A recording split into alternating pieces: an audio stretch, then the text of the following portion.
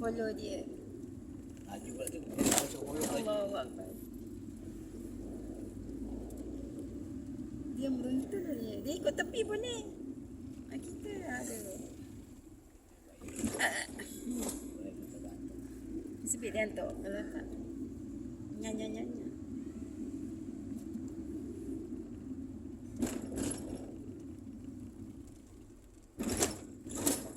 Pinjul banyak betul. Dia dah hafal dah bang. Tahu. Ni main skuter bagus je. Semua sana sini.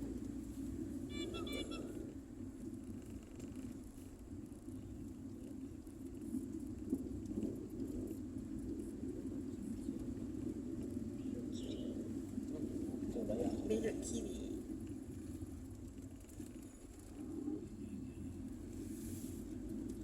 Tak payah tengok, dia tengok kan. Ni 147. 157. Oh. Cakap terima kasih. Macam cakap terima kasih. Ini jalan sebelah-sebelah dah. Oh, semua sebelah-sebelah. Okey. Terima kasih.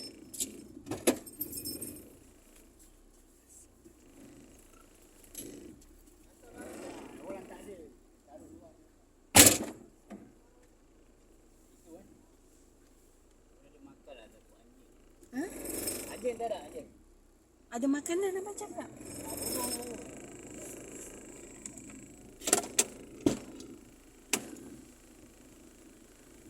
Taruh atas kereta ke? Makanan tu bang. Ada anjing.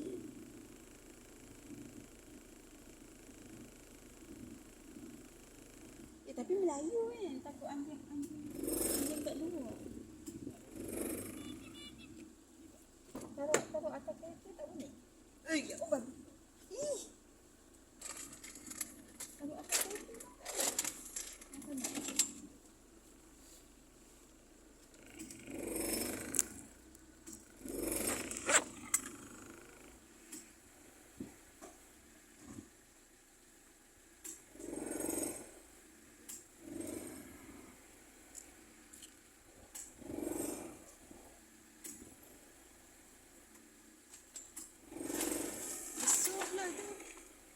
Besar pula tu.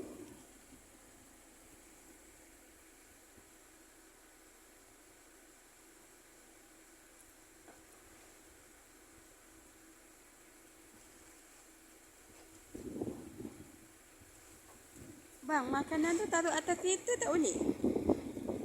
Makanan. Ha? Cakap dengan dia taruh atas kereta. Takut ada kucing ke apa kot. Tu ada makanan kan? Taruh atas kereta dia boleh tak? Ha. Sebab itu makanan. Takut nanti ada kucing ke lalu dimakan orangnya tak.